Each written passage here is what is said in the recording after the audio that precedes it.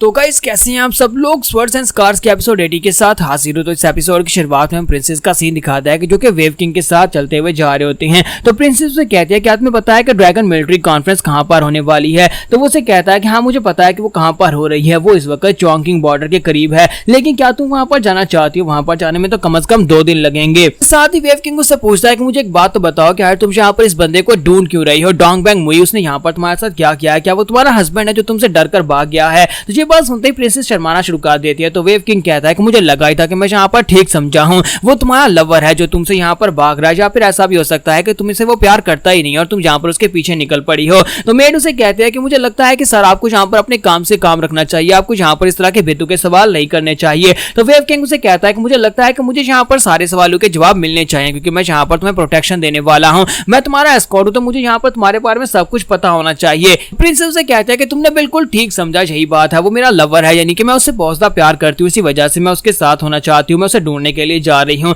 तो wave king उसे कहता है कि इसका मतलब यह है कि तुम जिस लड़के को ढूंढ रही हो वो तुम उससे प्यार करती हो। लेकिन वो भागकर क्यों चला गया? क्योंकि अगर प्रिंसेस इस लड़के से प्यार करती है तो फिर उस लड़के को भागकर जाने की जरूरत ही क्या थी? कहीं ऐसा तो नहीं है कि उसका किसी और लड़की के साथ अफेयर चल रहा है? तो ये बात सुनने के बाद वो सोच रही होती है कि पता नहीं अब मैं यहाँ पर क्या रिएक्शन दूंगी, क्योंकि एक लड़की तो हमेशा उसके साथ होती है, वो लड़की जो हमेशा उसके साथ होती है उसकी बॉडीगार्ड बनकर, कहीं ऐसा तो नहीं है कि उन दोनों के दरमियान में भी यहाँ पर पहले से प्यार हो रहा है। लेकिन अब मैं अचानक से उसे जाकर मिलकर ये तो नहीं कह सकती कि मुझसे शादी कर लो या फिर मैं तुमसे प्यार करती हूँ। वो भी यहाँ पर हैरान हो जाएगा कि ये मुझे ढूंढते ढूंढते यहाँ पर क्यों चली आई है। वेव किंग उसकी तरफ घूर घूर कर देख रहा होता है कि आगे से कोई जवाब नहीं दे पा रही। तो वो उसे कहता है कि मुझे लगता है कि अब तुम्हें बस कर देना चाहिए, तुम्हें यहाँ पर इस तरह से ज्यादा सोचने की जरूरत नहीं है, आज तुम कितना सोचोगी। और इसी के साथ उन्हें साइड के ऊपर से आवाज आती है। इल्टाक वहां पर पहुंच जाता है और आने के बाद कहता है देखो तो जरा कितना बड़ा कोइंसिडेंस है, हमें तो यहाँ पर पैलेस की महारानी मिल गई, यानी प्रिंसेस हमें यहाँ पर मिल गई है। तो वेव किंग उसे कहता है कि अब तुम कौन हो? तो वो उसे कहता है कि तुम्हें यहाँ पर जानने की जरूरत नहीं है कि मैं कौन हूँ, तो मेरा बहुत ही लकी डे है कि मेरे हाथ यहाँ पर पैलेस की प्रिंसेस ला गई है। अब जबकि प्रिंसेस मेरे हाथ लगी है तो मुझे इससे काफी ज्यादा फायदा होने वाला है।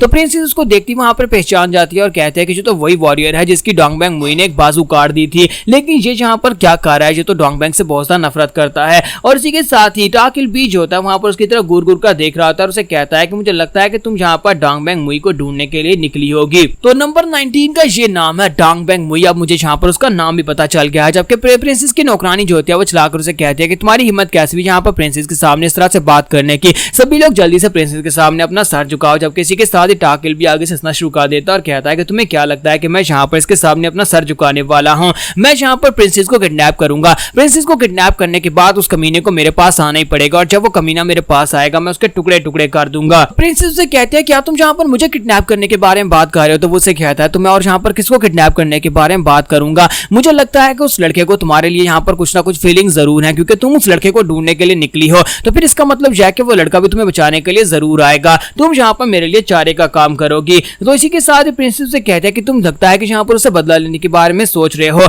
अब जबकि जनरल उसकी पूरी आर्मी मर चुकी है और सभी को यहाँ पर क्रिमिनल घोषित कर दिया गया, तो फिर तुम्हें यहाँ पर और किस बात का बदला चाहिए? क्या तुम्हें अपने जनरल के लिए बदला लेना है? तो इसी के साथ ही टाकिल भी उसे कहता है कि तुम्हें क्या लगता है कि मैं यहाँ पर किसी घटिया जनरल के लिए बदला लूंगा? तुम्हें लगता है कि वो जनरल इस लायक था कि मैं यहाँ पर उसके लिए बदला लेने के लिए आऊं? चाहे तुम यहाँ पर इस तरह के 100 जनरल्स को मार डालो, मुझे इस बात से फर्क नहीं पड़ता। उस कमीने ने मेरा बाजू काटा था और मुझे इस बात का बदला लेना है, मुझे उसकी बॉडी के छोटे छोटे टुकड़े करने हैं। तो प्रिंसेस से कहते हैं कि अपनी बकवास बंद करो, तुम यहाँ पर किंग से डरते नहीं हो क्या? अगर किंग को इस बारे में पता चल गया कि तुमने यहाँ पर मेरे साथ इस तरह से व्यवहार किया है, तो फिर देखना वो तुम्हारे साथ किस तरह से बिहेव करते हैं। वो तुम्हें यहाँ पर सभी के सामने म्यूटिलेट करेंगे और सभी के सामने मार डालेंगे। टाकिल भी उसे कहता है कि मुझे उस बच्चे की तो बिल्कुल ही परवाह नहीं है जिसे मार्शल आर्ट्स भी ठीक तरह से यूज करनी नहीं आती। तुम्हें क्या लगता है कि किंग यहाँ पर तुम्हें बचा पाएगा? मुझे बस उस लड़के की फिक्र है कि वो लड़का जब यहाँ पर आएगा तो मैं उसे किस तरह से हैंडल करने वाला हूँ। दिखने में छोटा है लेकिन उसके स्किल्स मॉन्स्टर्स की तरह हैं। इसलिए मैं यहाँ पर तुम्हें किडनैप करूंगा ताकि मैं उसे अपने जाल में फंसा सकूं। और साथ ही वहां पर जोर जोर से हंसना शुरू कर देता है। जबकि वेव किंग उसे कहता है कि मुझे लगता है कि तुम्हारे जैसे कुत्ते को यहाँ पर वापस में अपने घर में चले जाना चाहिए। अपने घर से अपनी रस्सी तुड़वाकर बाहर आकर इस तरह से दूसरों के ऊपर भौंकने से पहले तुम यहाँ पर ये भी देख लो कि ये लड़कियां यहाँ पर अकेली नहीं है, बल्कि मैं यहाँ पर इनका एस्कॉर्ट हूँ। अगर तुम यहाँ पर मेरे बारे में जानते हो और उसके बावजूद यहाँ पर भौंक रहे हो, तो इसका मतलब यह है कि तुमने यहाँ पर अपनी बैली के ऊपर कोई आयरन की प्लेट्स लगा रखी होंगी ताकि तुम्हारा पेट यहाँ पर मेरी तलवार से कटे ना। तो टाकिल भी उसकी बात सुनने के बाद कहता है कि हाँ मैं तुम्हारे बारे में जानता हूँ वेव किंग, तुम्हें यहाँ पर मैं कैसे नहीं पहचान सकता। साथ ही उसे कहता है कि मैं यहाँ पर तुम्हारी जान बख्श देता हूँ, चुपचाप यहाँ पर से दफा हो जाओ और जाओ जाकर अपना काम करो, और यहाँ पर मुझे डिस्टर्ब नहीं करोगे तो फिर मैं तुम्हें जिंदा छोड़ दूंगा। तो वेव किंग उसे कहता है कि क्या तुमने कभी किसी गार्ड को देखा है कि वो अपने मास्टर को मरने के लिए छोड़कर पहले भागकर चला गया हो। जिन लोगों से मैंने यहाँ पर पैसे लिए और मेरी इनके साथ डील है कि मैंने यहाँ पर से ड्रैगन मिलिट्री कॉन्फ्रेंस तक पहुंचाऊंगा। अब चुपचाप यहाँ पर से दफा हो जाओ। और साथ ही वो प्रिंसेस से कहता है तो फाइनली मुझे यहाँ पर ये बात कंफर्म हो गई कि तुम एक प्रिंसेस हो। प्लीज माफ करना, मैं यहाँ पर तुम्हारे साथ जिस तरह से बिहेव करता रहा, मुझे इस बात पर यकीन नहीं था कि तुम वाकई में प्रिंसेस हो। लेकिन अब इस कुत्ते ने यहाँ पर भौंककर खुद ही बता दिया कि तुम वाकई में एक प्रिंसेस हो।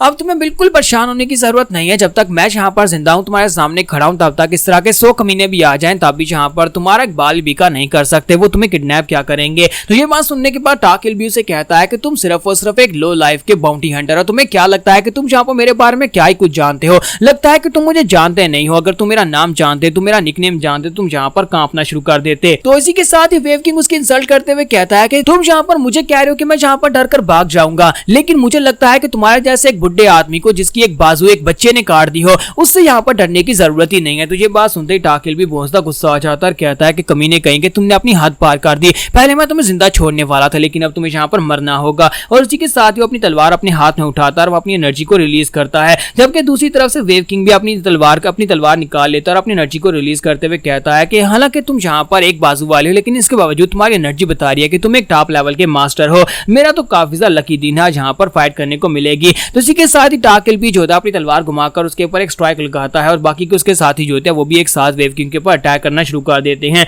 तो वेव किंग जैसे जैसे उन लोगों से वहां पर फाइट कर रहा था, तो लो लेवल के मिनियंस जो होते हैं वो तो उसके सामने नहीं टिक पाते, लेकिन टाकिलबी जो होता है वो उसके ऊपर कट्स लगा रहा था और इस वजह से हमारा जो वेव किंग होता है वो भी काफी ज्यादा हैरान होता है और कहता है कि एक बाजू के साथ भी ये कमीना मुझसे ज्यादा स्ट्रॉन्गर और ज्यादा फास्ट है, ऐसा कैसे हो सकता है। और इसी के साथ ही वो सामने की तरफ स्ट्राइक लगाता है, लेकिन वो स्ट्राइक बैक उसी के ऊपर पड़ती है, जिसकी वजह से वो पीछे हट जाता है। टाकिलबी की तरफ देखता है और कहता है कि हाय तुम हो कौन, तुम एक काम से ऑर्डिनरी से बुढ़े आदमी तो बिल्कुल भी नहीं हो। और इसी के साथ ही टाकिलबी आगे से हंसना शुरू कर देता है और कहता है कि अब तुम्हें यहाँ पर समझ आई कि मैं कौन हूँ। अब तुम तो यहाँ पर मेरे सामने उस तरह की घटिया बातें बिल्कुल भी नहीं कर पाओगे जिस तरह की तुम पहले कर रहे थे, लेकिन अफसोस कि अब मैं तुम्हें जिंदा नहीं छोड़ सकता। वेव किंग मुझे कहता है कि क्या तुम्हें लगता है कि मैं यहाँ पर तुम्हारे सामने अब भीख मांगूंगा कि मुझे जाने दो। मेरा नाम वेव किंग है और वेव किंग का नाम यहाँ पर किसी ऐसे बंदे पास सूट नहीं करता जो माफी की भीख मांगे या फिर कहे कि मुझे जिंदा छोड़ दो। एक वॉरियर किसी डरे हुए कौवे से ज्यादा कुछ भी नहीं होता। अगर वो यहाँ पर अपने लिए एक भीख मांगे, किसी से ये कहे कि मेरी जान बख्श दो, तो मैं तो ऐसा बिल्कुल भी नहीं और तुम्हारे सामने तो भीख नहीं मांगूंगा।